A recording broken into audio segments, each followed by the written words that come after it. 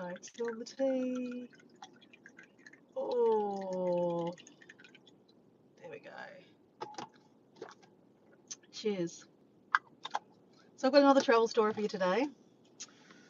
Backing up from yesterday's travel story where I was talking about breaking my collarbone in Romania and how travel insurance was really important to have. Well, this is an even better story on why you need to have travel insurance, because I tell you, it's needed. So grab yourself a cup of tea. I'm having a raspberry or three, obsessed with raspberries. They're so good for you. Alright, stop eating. We're going to drive home. So sit back, have a cup of tea while I have a cup of tea, and tell you a story about why travel insurance is so important. This travel story comes from Nepal. And actually 9 years ago, I was in Nepal. Actually, coming up to 9 years ago. End of this year will be 9 years. So Dora went to Nepal with Diego, and this was actually the start of our relationship, actually. Kind of like the first kind of 6 months of our relationship. It's a pretty full-on relationship to start with, because my dad ended up getting sick and unfortunately dying from cancer. And in that process, probably doing a bit of soul searching myself, Diego says to me, "Where have you always wanted to go? What's your bucket list?" And I'll be honest, I'm very, very grateful that a lot of the bucket list places I've wanted to go, I've kind of ticked them off. Like, my biggest bucket list place I wanted to go was Egypt. That's always been my bucket list. Egypt, Machu Picchu. Anyway, done them already. But he said, like, where's your next bucket list? And I'm like, oh, well, to be honest, where I've always wanted to go is Nepal. And he's like, well, how come you've never been? And I said, to be honest, because I travel by myself. I'm a solo backpacker a lot of the time. And I've always wanted to go to Everest Camp. That's the reason why I wanted to go to Nepal. So Everest Base Camp is not going up to the top of Everest. I'm not nuts, half nuts, to the base of Everest. It's a famous hike. It is, how many Ks is it? I can't even think about how many Ks it is now.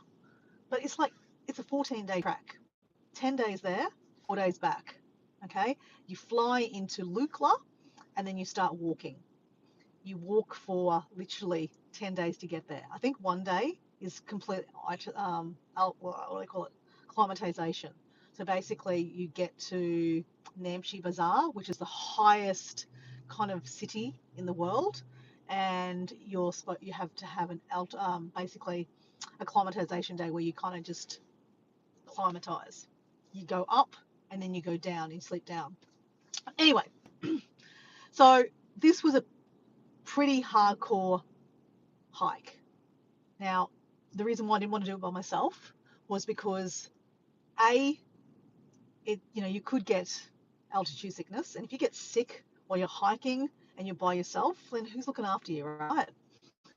And you could go with friends, but the reason why I travel solo is because a lot of my friends, can't get the time off work, or they don't want to go to the places I want to go to, right? So hence why I've traveled by myself a lot. So I couldn't rely on friends coming with me, so I never went.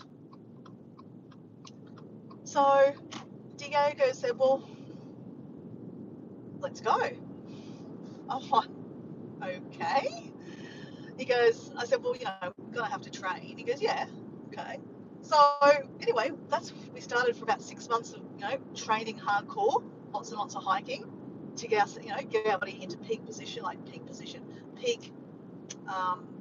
performance, because, it's a big hike, and you also want to be, capably fit. You don't want to get up there and go, oh, day one, this sucks, I don't like walking.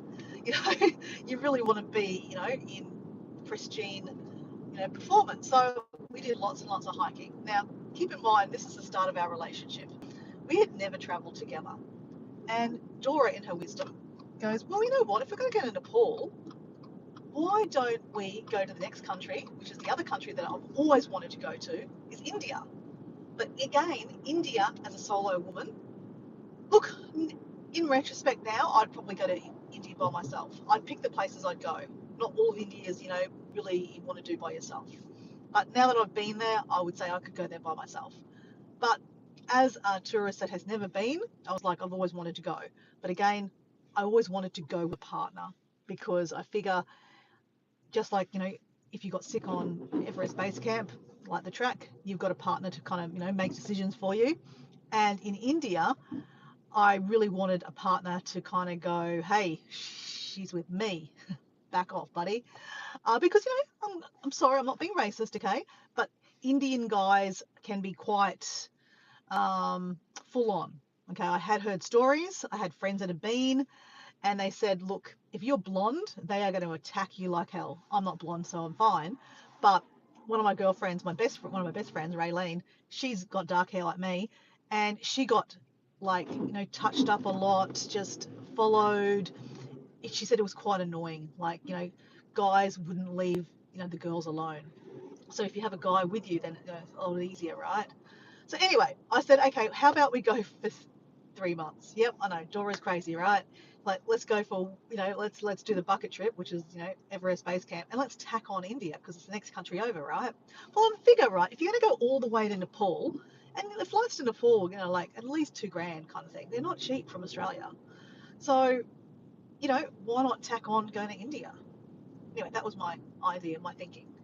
And keep in mind, we just started seeing each other. So we just started seeing, well, not so we started seeing each other, but we trained for 6 months. In this whole period of time, my father had passed away also. So it was a pretty stressful time. It backed up to why I needed to do this trip to Everest because my dad had always wanted to go to Everest Base Camp. And my uncle, my favorite uncle, Uncle Jack, which is my dad's brother, had been to Everest Base Camp twice in his life. And he told me about the stories of, tracking up there and how it's really hard too. The second time he went, he was 55 years old and he went with his son, my cousin, Brandon, and he ended up getting altitude sickness. And my cousin actually had to carry him down a couple of, altitude down to actually get better, to actually feel a little bit better. So, I had heard the stories that, altitude sickness is a killer. You've got to be careful. So preparing to go to Everest Base Camp, we did lots of hiking, lots of fitness, cardio, walking, being fit, healthy, all those kind of things. Also, you need to get altitude sickness tablets. Dioxide? I can't remember. It starts with di or something. But you've got to take, you don't have to, but they recommend that you take altitude sickness tablets. So I believe it's like you take one every day. And that just helps your body adjust to the climatization of, being so high. So this story is about why I recommend you should always get you can hear me because I just got a phone call come through, and when I get a phone call comes through, the messages get blocked. Like, not the messages, but like sometimes you can't hear me. Anyway, let's just play with this. There we go. I think that should be work. Anyway, my previous story yesterday, my spilling the tea was on Romania. Let's have a cup of tea while the traffic light. And I talked about how, if you can afford to travel, you can afford travel insurance, because if you can't afford travel insurance, you can't afford to travel. Simple as that. Because just say, for example, you're in America and, you have an accident, you are up for a crap load of money if you have an accident in America and you don't have travel insurance. Like, literally, they won't help you. You will literally, that's it. They won't. Hospital will not help you if you don't have travel insurance or you don't pay. And if something's like $200,000, can you just come up with $200,000 to pay for, your travel? I mean, for your operation or your broken leg or something? I wouldn't have been able to. So that's why I've always taken travel insurance. And Yesterday's story was Romania, how I ended up breaking a collarbone, and I had to come home early from that trip. Travel insurance helped organise that, but more than anything, they were able to look at the doctor's notes in Romania and the X-ray on my broken collarbone and tell me that I didn't actually need an operation. Where the doctors in Romania said that I needed an operation, and then I came home and got treatment in Australia. So that's the really good thing about travel insurance is they have doctors on hand, and they are able to get hold of the doctors that are talking to you in the country that you're in, and they do a lot of the back stuff, looking at your results, seeing if that's, is that applicable, if that's really the case, and So anyway, this is another reason why you need travel insurance. Everest Base Camp. I mean, you'd be stupid if you didn't take insurance, right? I'm being honest, you'd be stupid.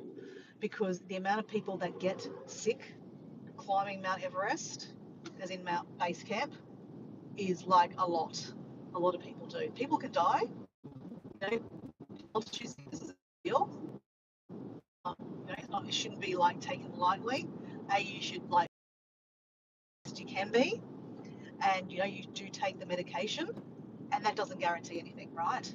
And you can also be the fittest person and still get altitude sickness and even take the medication. You could also be the most unfittest, hardly walked, and you could go up to Everest Base Camp and have no issues, and you don't even take the medication. So like it's hit and miss, right?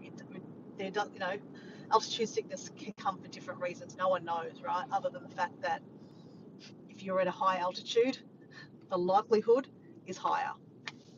So anyway, Dora and Diego finally are in Lukla, and we start our track. Now, I'm going to be honest, guys. When you fly into Lukla, it is like the craziest airport in the world. It's crazy. That's a travel story in itself. I won't even talk about that one right now, but that's a travel story in itself. But anyway, you start off at Lukla, and of course you're lower, right? You're still high up in the mountains. You're definitely high up in the Himalayas, but you're lower than where you're walking. So there's a town there, there's an airport, helipads. It's quite a bustling little town. And of course, it's the start of everyone doing the hiking, right? So there's all the hiking shops, there's guest houses. Yeah, there's hive of entertainment, hive of stuff happening. So this is where you start walking. So you start walking, and basically, bit by bit, you stay, you're getting higher and higher. And bit by bit, Dora is getting sicker and sicker. Now, let me put it this way. I flew in a couple of days before Christmas.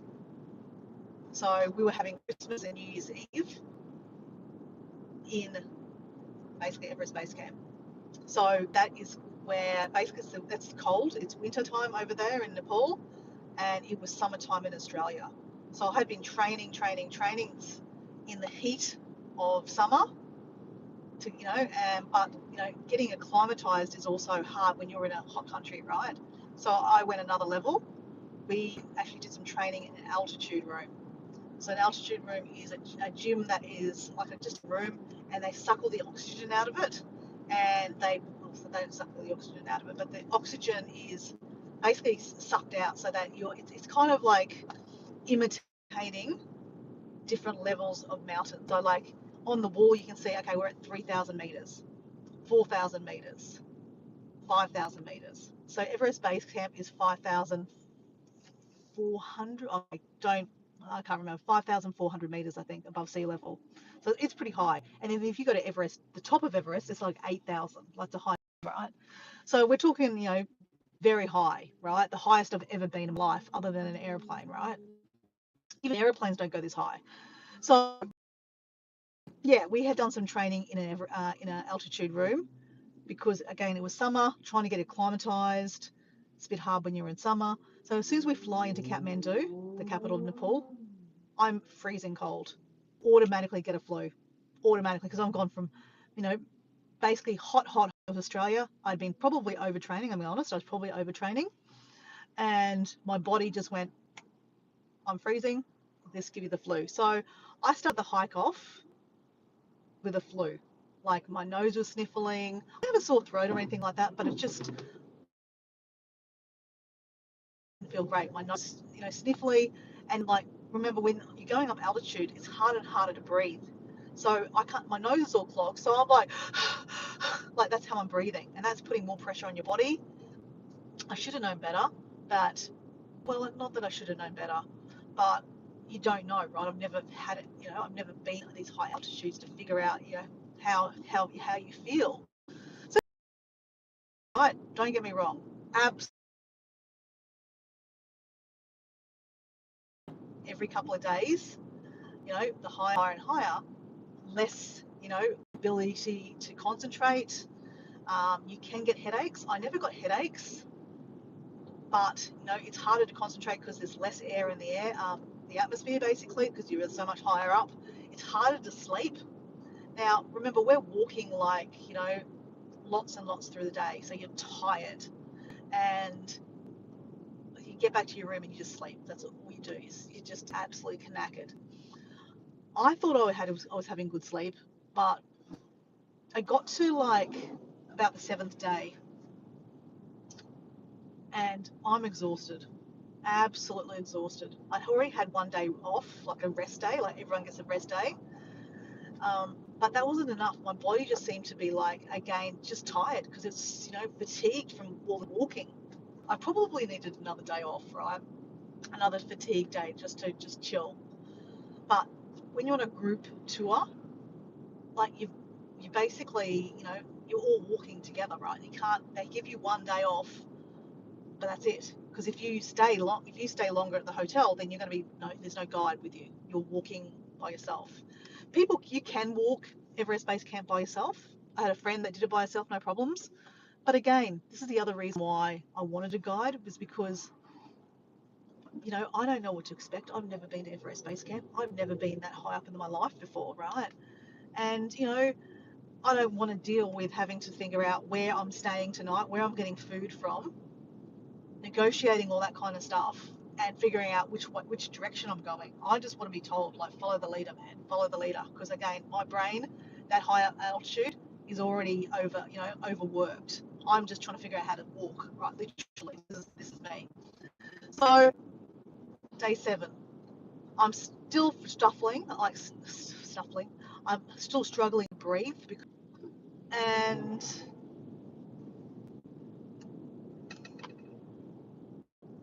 we're getting higher and higher. It's getting harder and harder to walk, and like basically, you walk, you stop, you walk, you stop. But I had no idea that I was getting sick, other than I already got the sniffles. But that's from the flu I got when I first got there. So kept on walking. Diego's doing fine. I'm the walker.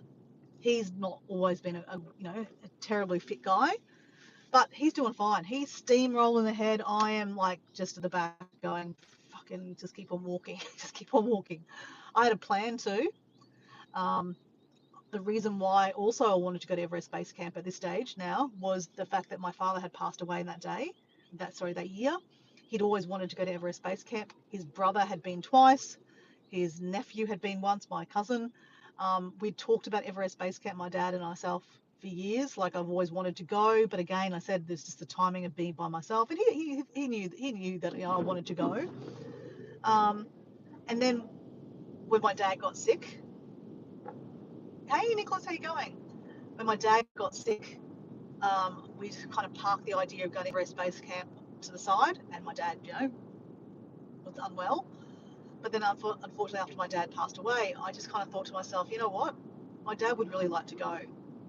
My dad was cremated, so I actually got some of his ashes, and I carried it in a little inkwell. And my idea was I would get to Everest Base Camp, and I would put some of his ashes, at base camp. So that way, in ways, he's already, he travelled with me, kind of thing. So I had a mission. Like, I was pushing and pushing and pushing. If my dad hadn't passed away, or if I didn't have ashes of my dad with me, I think I might not have been so pushing my body so much to actually get to this point. No one said to me, hey, you should stop. Like, you don't look well. I mean, it's not like I didn't look well. It's just that everyone's suffering at this stage. Like, it's hard. Like, people don't go to Everest Base Camp because it's easy, right? They go because it's a challenge. It's absolutely stunning, but it's a challenge, right? It's not for everyone, and not everyone does it. So by about the day 9, this is the push day, the day that you actually get to Everest Base Camp. So wake up in the morning and you've got a hell walk, like an absolute hell walk. It's like the worst day because you're the highest you've ever been, and basically it's a short day. It's only supposed to be like a 2-hour walk. It took me 4 hours, guys. 4 hours to do this 2-hour walk, and it's not very far. I can't tell you the kilometers. It's not very far. It's just because it's so high up, the oxygen is so less. Every step you take, you need a step to stop and catch your breath again. So like it's painful because it's so slow, and yeah, it's painful. Anyway, I see in the distance this rock, and I can see that it says 5,340 meters. There's a whole pile of rocks, and I'm like, oh fuck, I'm there. I was nearly about to break down. This walk was so this last day was so painful for me, and the fact it was so cold. It's winter, right? The wind is you're freezing cold. I actually felt like I wanted to stop and fall on the ground into the fetal position and just hug myself. I was in that bad a mode, right? I was like the most stubbornest person in the world, and I'm just walking. One step, stop. One step, stop. It was hell, right? And then I see in the distance, the rocks, and I think, oh my God, fuck. I'm finally there. I get a little closer, and everyone's kind of waiting for me. And when I say everyone, there was only Diego, the guide, and the 2 other people that were supposed to be with us. They decided to go on another somewhere else, off route somewhere else. They didn't actually come to base camp with us, so it was actually only us 2 and the guide, I think. But there was a whole lot of other people too, right? So I finally get to this stop, and I'm just like about to cry because I'm like, oh, thank fuck. Guess what they say? This is not base camp. Now, base camp is actually on a glacier, so every year the glacier moves. So it moves closer to lower, not lower, closer. So anyway, moral of my story is base camp moves. And I made the call. I was like, I can't physically walk anymore. I'm going to be flat out walking back to the actual tea house. Right? So I went, you know what? This is a base camp. It was a base camp. It was last year's base camp. I'm done. I'm done. I got my dad's ashes. I climbed up on the rocks. I have no idea how I climbed up on the rocks because I had no energy. I climbed up on the rocks. I sat there and I think I cried and went, oh my God, I've got here. And then I poured the ashes, my dad's ashes, out on the rocks. And I tied some prayer flags. I carried some prayer flags with me, and I tied them up with everyone else had tied some prayer flags up. And I walked back to the hotel, the tea house. Diego kept on walking. He walked back with all the other people, but my guide walked me back, and it was just as bad walking back. So cold, horrible. Anyway, I get back to the hotel, or the tea house they call it, and I vomit. I feel like shit. I vomit. And so I go back to my room, and they give me a bucket because I'm vomiting. And Diego's like, you don't look great. And I'm just like, I feel like shit. I'm absolutely exhausted. I'm vomiting. There's nothing left in me, right? I probably didn't even eat anything the night before. When you're this high up, your appetite goes, right? So anyway, the guide came in and he said, hey, put this oxygen thing on my finger to see what the oxygen level of my body was. And look, again, I can't remember the complete details, but it was really low. And he said, look, your oxygen, your blood, no, your oxygen, I don't know, your blood in your, the oxygen in your system is so low that if it gets lower, you will die. Now, guys, it's like 5 o'clock at night. It's dark outside already. It's freezing cold. He says, okay, we have to get you lower because otherwise, you could die. So these are the options, right? It's too late to call. Obviously, I have travel insurance. The helicopter wouldn't cost me anything, but it's too late. It's 5 o'clock at night. It's dark. Helicopters are not going to come up in the dark, right? It's dangerous, right? So the other option is there's two more options. You can get on the back of a donkey. Great option. Get on the back of a donkey, and they will walk you down a couple of levels, and then you'll go to another tea house, and because you go down a level, you'll actually start feeling better. I'm like, okay, but it's freezing cold. Like through the day, it's freezing cold. Talk about nighttime, even worse, right? And I couldn't get warm in myself in the tea house. I had like lots of blankets on me. I couldn't get warm. So I was like, there's no way I'm going to survive going down on a donkey. Even if I was wrapped in blankets, right? I just wouldn't survive. In my head, I just couldn't do it. And they said, okay, the other option is to put you on oxygen. When you get oxygen into your system, your body oxygen. I don't even know. The more oxygen you get in your body, the better you'll feel. Because obviously my oxygen levels were so low, so depleted because I was so high up, and my body was just fucked basically. They needed to put oxygen. I said, give me the oxygen. I think it cost me about $500. I don't know how I got the money. I don't know what. I mean, like, remember, okay, this is like 9 years ago. Key cards don't work. Like, it's not like I could put it on my credit card. We must have had between Diego and I some cash, so we paid for it. Maybe it wasn't 500. Maybe it was $250 US. Yeah, I think it was about 250 US. It was about that. So they put me on oxygen, and I instantly started feeling better.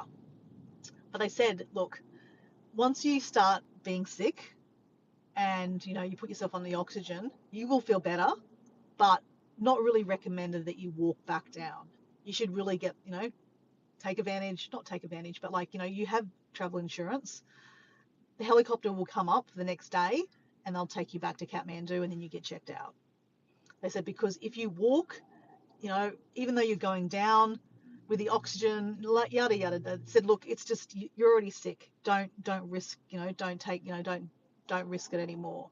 Because you remember, keep in mind that this track, you're going quite close to, to the edge of the cliffs and stuff like that. If you fall, you fall over the cliff with your stuff, right? So they were a bit worried that because I'd already been a little bit sick, that I might black out or something like that, and I would fall. Okay, so they're basically saying, just to make sure that nothing happens, use your travel insurance. You don't have to pay for it. You've paid for the travel insurance. They'll send the helicopter up the next morning, and you'll fly basically down to Kathmandu. So I was a little bit disappointed, I'm going to be honest, but by this stage I was like, you know what, I'm done. I am physically checked out, right? I just want to feel better. So the next morning I wake up, I'm fine. I actually feel $1 million, to be honest, that I felt like I could walk. So I was kind of then just a little bit disappointed, going, crap, I feel like I could walk, but again, who am I? I'm not a doctor. So the helicopter's coming. So pretty cool. Like, I'd been seeing helicopters the whole trip coming in and out, from picking different people up. So that I'm not alone. People get picked up all the time, like every day.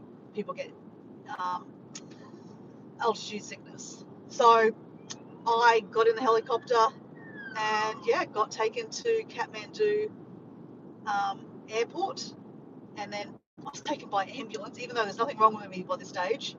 Taken by ambulance to not to a hotel, it looked like a hotel, to a fancy hospital. Now, by this stage, I'd not paid for anything, right? Guys, through the Himalayas, amazing. I'm feeling okay. I get checked into a hospital that has Wi-Fi, heating, a shower, private toilet. I have room service, and I have just spent like 10 days roughing it. Like I had one shower in 10 days. There was squat toilets. The toilets were iced up. I'm not painting a great picture. It was hell, right? And here I am in Kathmandu in a hospital hotel room, kind of like a hotel room. And I am lying there and I've got my own bed. I've got room service. I've got my own toilet. I'd be able to have a shower. And basically I'm there for observation, right? And let's face it, um, you know, they have to check you out, right? Because they spent all this money paying me to fly me down to Kathmandu. They need to check you out. So basically I got checked out. All my vitals were fine. They said you're just staying here for overnight. That's it, done. I was out the next day. I never paid 1 cent. 1 cent.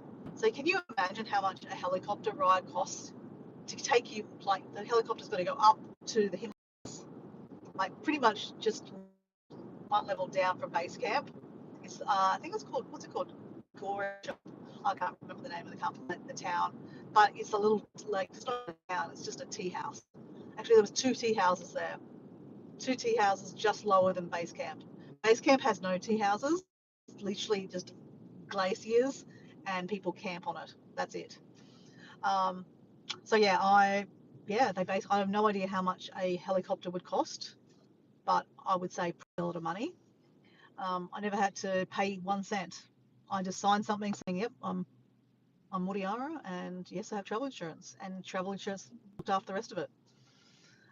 So yeah, that is my story on another reason why travel insurance is so important, because how the hell would I have been able to afford to pay, I don't know, even if it was $5,000, right, to pay for for a helicopter. I mean, it's a lot of money, right? So yeah, and thankfully nothing happened. I was fine. But just again, this is the reason why I wanted to go with someone, preferably a partner, because a partner can, technically look after you. I mean, a friend would look after you too. My friends wouldn't just dump me. But yeah, that's how I got to Everest Base Camp, and that's why travel insurance is so important, because you can get sick. I was fit. I took the altitude sickness tablets, but I still got sick. Diego, not as fit as I am. I am, had no issues whatsoever. He wants to do it again. Actually, to be honest, I would like to do it again. I know it sounds crazy, but I am way more fitter now than I was 9 years ago. And now that I don't have the pressure of taking ashes up to Everest Base Camp of my father, I wouldn't push myself so hard. So, I would like the opportunity to do it again, to be honest.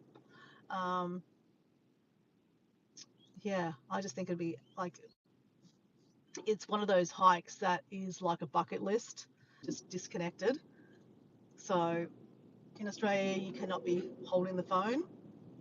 So I need to pull over, and I can't really pull over right now. I'm kind of on a busy road. So I will drink the rest of my tea and gabble on. So anyway, yeah, that's spilling the tea and why travel insurance is so important. I'm just trying to think if I've actually had to access travel. Oh no, I've got more. I've got more stories of travel insurance. Will I admit some of these ones? Probably not. But yeah, I've always had travel insurance. In yesterday's Spilling the Tea, I talked about how my father said to me, if you don't have travel insurance, your family have to pay. And he goes, obviously, I'm your dad. So they would ring me up and say, hey, I want $20,000 or whatever it might be to fix you. And, he goes, I don't have $20,000. I'd have to, what do I do? My dad was retired. It's not like he had cash. He has a house, so you have to sell his house to pay for my treatment. That's pretty fucked, really, to be honest. So Yeah, I've always had travel insurance if I travel, because my dad had always kind of, rang into me that if something happened to me, he would be the one having to pay. So it's not about me, it's about him. So, I mean, when you're in the moment, you're like, I'll be fine. I'm young and I'm fit. I won't get sick. But you just don't know what's going to happen, around the corner, right? Especially like, people in, I've just come from back Bali a couple of months ago, and the amount of people that hire scooters in Bali and have accidents is crazy. Like, and you'll end up in, like, you have a, fall off the back of a scooter or a motorbike, you will be hurt, right? And there'll be skin off your body everywhere, right? And you'll be a mess. And, you're in a third world country. Indonesia's a third world country. And yeah, you'll be wanting to be sent home as fast as you can. And that, to be transported if you're sick, like a hospital kind of like, transport is really expensive. So yeah, again, another reason, even when you go to places close to home, like, Bali's like nearly an extension of Australia, nearly. It's not very far away, but, and it's so close, and it seems like, every Tom, Dick, and Harry is pretty much Australian in Bali, because there's so many of us that go there. But because it's not Australia. Even going to New Zealand is like our cousin. It's technically, just over the pond, so to speak. But again, get travel insurance, because I was skiing in New Zealand. Nothing ever happened, but again, you run the risk when you do these adventures, right? To skiing and stuff like that. I actually went whitewater rafting and stuff like this. So like, accidents happen. Accidents totally happen. For example, one of our family friends, Jean, she was on a scout camp when she was a teenager, and she was whitewater rafting in New Zealand. She fell out of the raft and got submerged in the rocks, died. So, you know, um, and that costs money too, right? If you die overseas, your body has to get transported back to Australia, right? So, I mean, that sounds really morbid, but that's what travel insurance is for, so that if something happens to you, they can get you back to your country. So, and you can imagine if you're dead, it's even like, what do they can't just put you in a seat in a plane, right? They actually have to transport you under the plane, and like proper, stuff. They can't just put you in a bag. So, yeah, other reasons why travel insurance is so important. If the worst thing happens and you do pass away, I've got, oh my god, oh, I won't even say that one. It's a terrible one. Another story. I mean, I don't know it personally. I've been told about it. I'm not even going to say it. It's a really bad story. Anyway, that was Spilling the Tea. Thanks for watching. I will put another story here for next time. Bye.